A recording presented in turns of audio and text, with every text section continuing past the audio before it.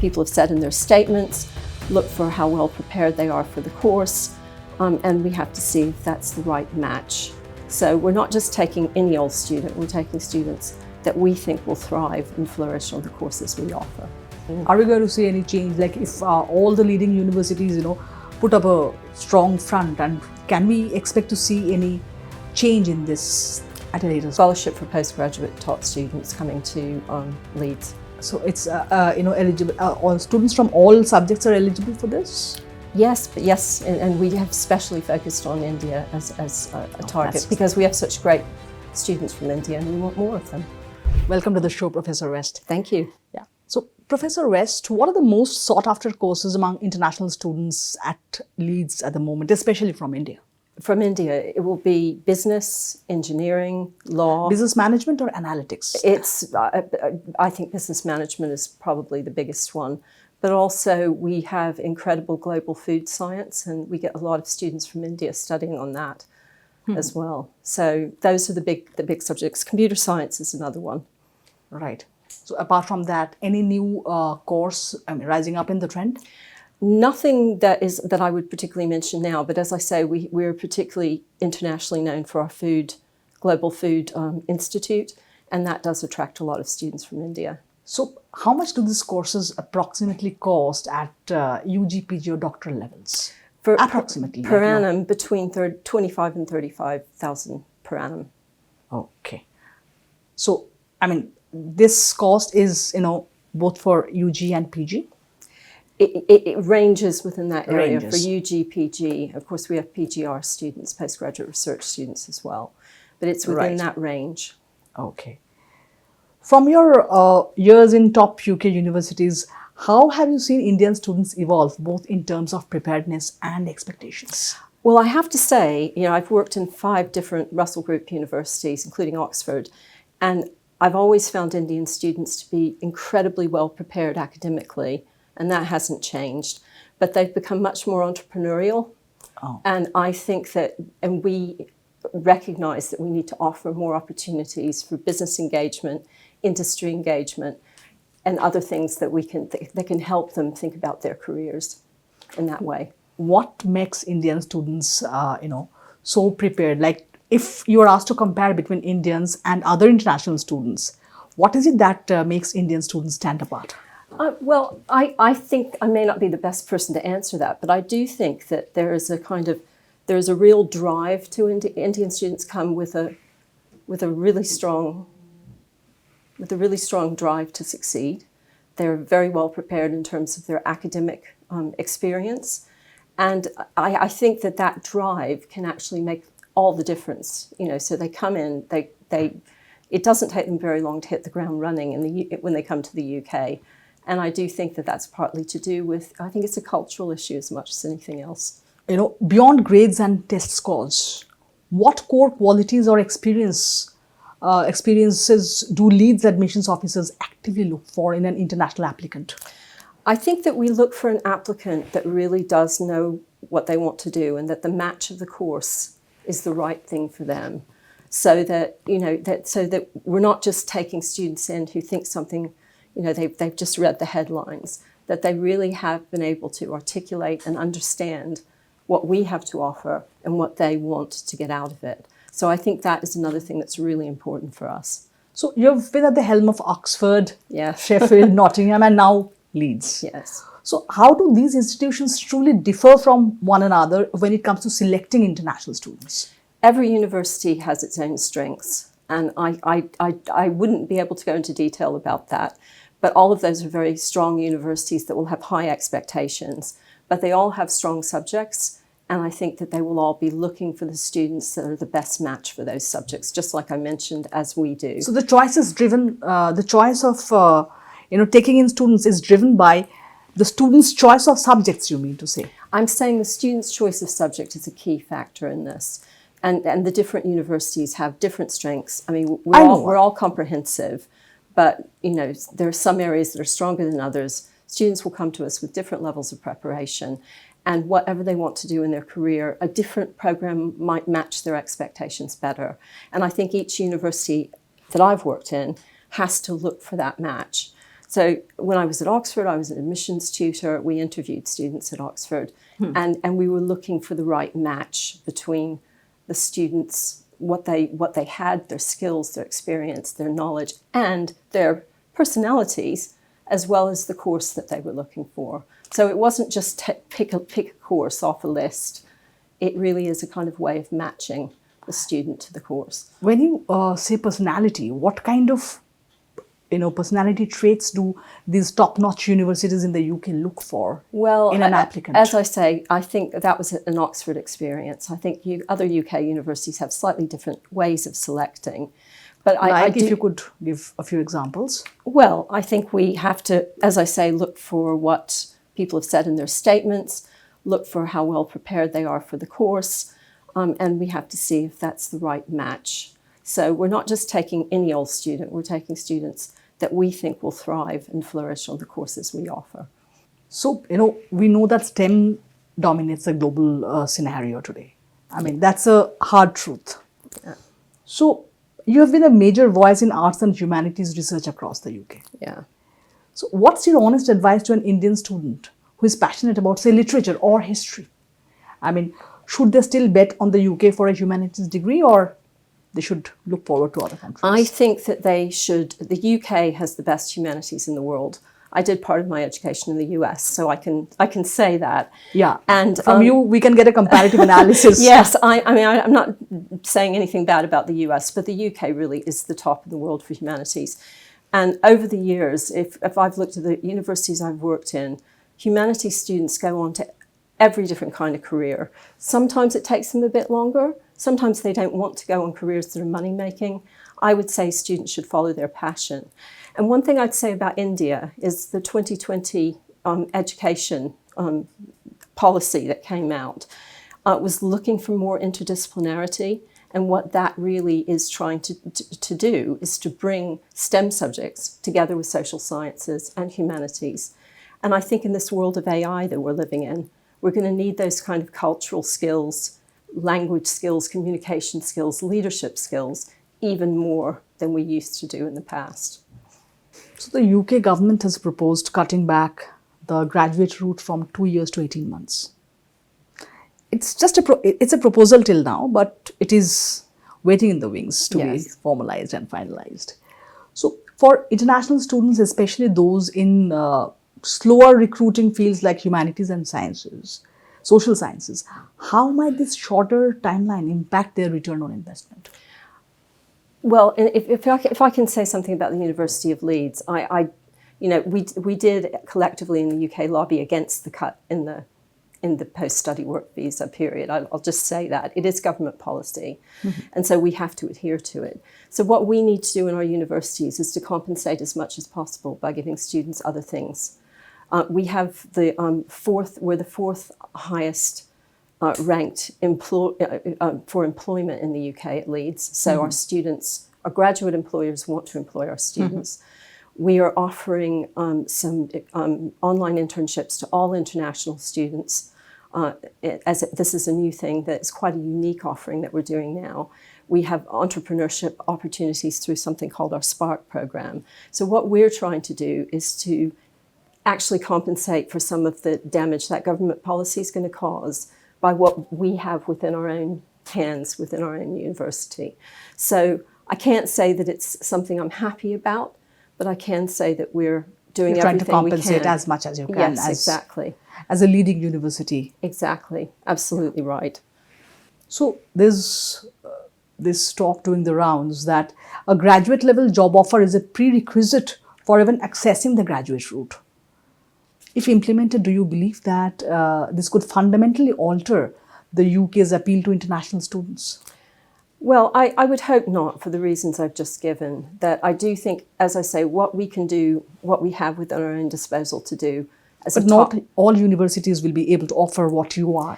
Well, technically, yes, but not all of them are doing it. And I think the fact that the sort of statistic I've just mentioned, that we're a top employer, a top university that employers look at for our graduates, suggests that what we're doing to give our graduates the best opportunity for their lives is putting us ahead of a lot of other competitors. And everyone is trying everything they can, but I think we have a really unique offering at Leeds. And I'm talking about the overall picture of the UK. Will it, change UK's position as one of the most sought after study abroad destinations? Well, I hope it won't. I mean, I think you have to look at the UK, but you also have to look at what's going on in the rest of the world.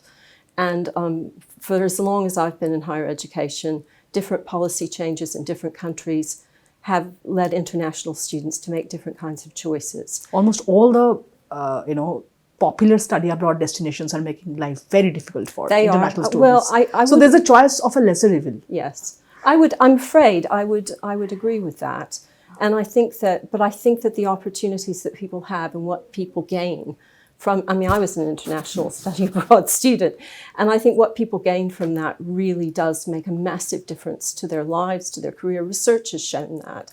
So I think students who choose to do that will continue to choose to do that. But you're right, it's very hard for them now. I feel for them. Be it Australia, Canada, the big four, Australia, Canada, UK and US. Yes. I mean, immigration rules are changing, left and right. There is agree. Stricter visa norms and everything. Life is getting very difficult for study abroad aspirants.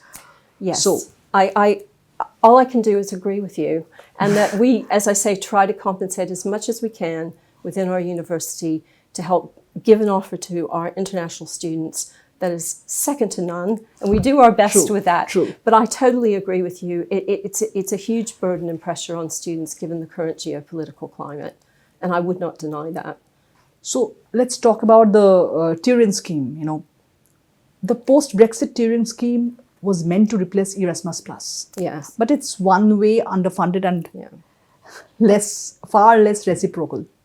Are UK students and international students, who are coming in now receiving a diminished global education experience in the UK?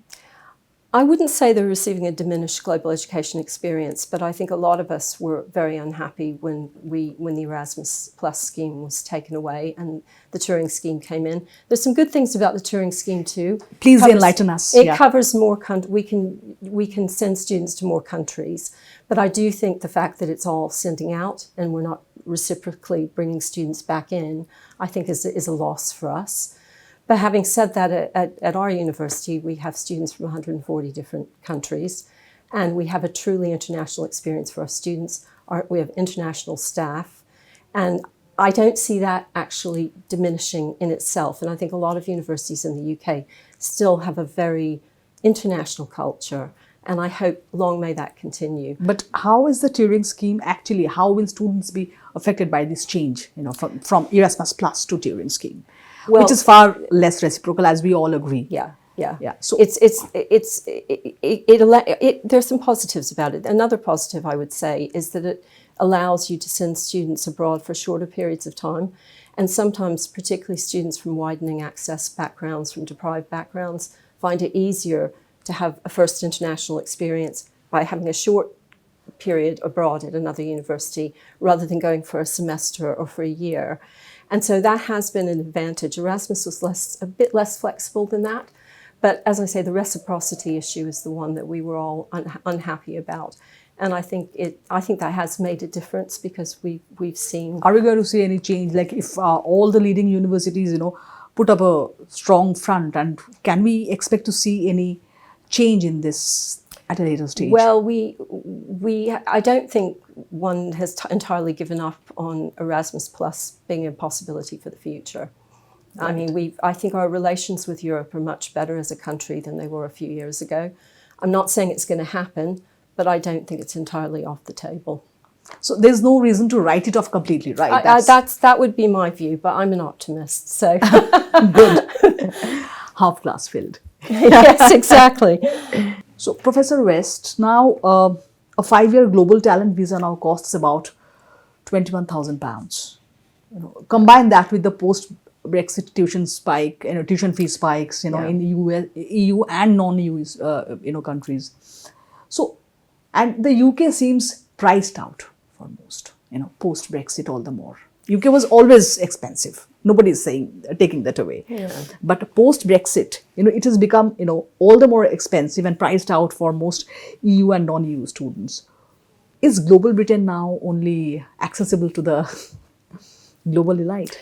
No, and I don't think it's, I appreciate that we're an expensive country to come to study, and that's why we have developed so many generous scholarship programs. We also are well aware of things like visa costs for our international staff, which we cover, and UKRI, which is our big research funding body, for research grants where we bring in international postdocs and everything. The grant covers their visa costs as well. So in as much as we can have an impact on that, we are, but we still have thousands and thousands of international students coming to the UK, and we just need to make sure that we're offering scholarship programs, so the brightest and the generous best scholarship talents, programs. Generous scholarship programs, so the best talents can actually come to the country. And we have, in fact, at Leeds, we've just introduced a new scholarship program for Indian postgraduates. If you could please enlighten us on that a bit. It's up to £6,000 a year of scholarship. Who are eligible? What is the name of the scholarship? It doesn't have a name. It's just a scholarship that we're offering, and we decided to institutional scholarship, that is. It's a scholarship for postgraduate taught students coming to Leeds. So it's eligible. All students from all subjects are eligible for this. Yes, and we have specially focused on India as a target because we have such great students from India, and we want more of them. That's great to hear. This is and we appreciate the price sensitivity. That there's a lot of price sensitivity, so we want the good students to come to us. So, for an Indian family shelling out almost a fortune for a UK degree, what's the hard truth? Can they realistically expect a financial return in 5 years? 5 years is a short period of time for a graduate student in any subject from any country. Right. If you trace, as we have done, what our alumni have done from our alumni from India, we've got alumni working in 48 different countries in leadership positions across all the major sectors that you can name, and I think that to me says if you're really wanting to look at the question that you've just asked, you need to take a long trajectory and look at what alumni who were studying at the university 5, 10, 15, 20 years ago have ended up doing in their lives. And I think we've got an incredibly good record for that. And I would say that is the proof, the evidence that I would give that it is worth it. It is definitely worth it. Data shows rising dropout rates among international students who can't keep up with the academic or financial demands. So should UK universities introduce performance-linked fee waivers or ROI guarantees to rebuild the trust? Well, each university is autonomous, so they have to decide what they're going to do for ourselves. I have to say that I don't recognise that as something that we experience at Leeds. We have a very, very low dropout rate. No, Leeds. I'm talking about UK as a whole, not only at Leeds. So. No, UK as a whole. Well, I would not want to say impose policy on autonomous universities in the UK. So I'm not sure that would be the best way of achieving the end. Regaining trust. Because, there is a dropout rate, high dropout rate among students who are unable to keep up academically or financially. So academically, well, we can't do much about. But financially, is it a possibility to introduce such a scheme? I don't see that as being a scheme that's going to solve the problem, actually. I think what we need to be able to do, and what the Office for Students, which is our regulator, is trying to do, is to stop those universities that are taking in students under, that are not, they won't be able to cope with the course, or they're coming in under false pretenses. And we do know that there are a small number of examples of that in the UK, not in our part of the sector. But I think that what we need is for our regulator to take that very seriously, rather than for us to create some compensation scheme that's going to be difficult to administer. Could be very radical, right? It wouldn't necessarily. It would be radical. It wouldn't necessarily achieve the ends you'd want it to. That's all I'm saying. So let's talk about Ireland a bit. Ireland is still in the EU and now offers lower tuition, easier visas, and full mobility. Yeah. In a post-Brexit world, is Dublin quietly becoming the rival of UK or a gateway to Europe for Indian students? Well, the first thing I'd say is that Ireland has some good universities, some really good universities. And, if students want to study there, it's a great place to study. It's got 2 top universities, world top universities. It's not big enough to become the gateway for Europe for everybody. It will be the gateway for some, but we have 160 universities. Is it going to give a tough competition? I think that the 2 top universities in Ireland are, hold their own against the best in the world. But I think they're great universities and wouldn't say anything but that about them.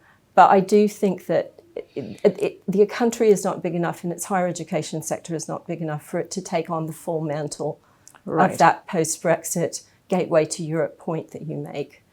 So, yes, I say it can be a gateway for some people, but for not that many. Probably. Can it bite into the pie of UK when it comes to international students? It may not take the entire, gamut away, but... Yeah.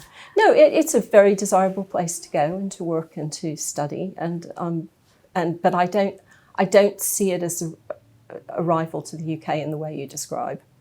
Professor West, for a bright young student dreaming of studying at Leeds, but overwhelmed by headlines about visa cuts and costs, what words of encouragement would you offer?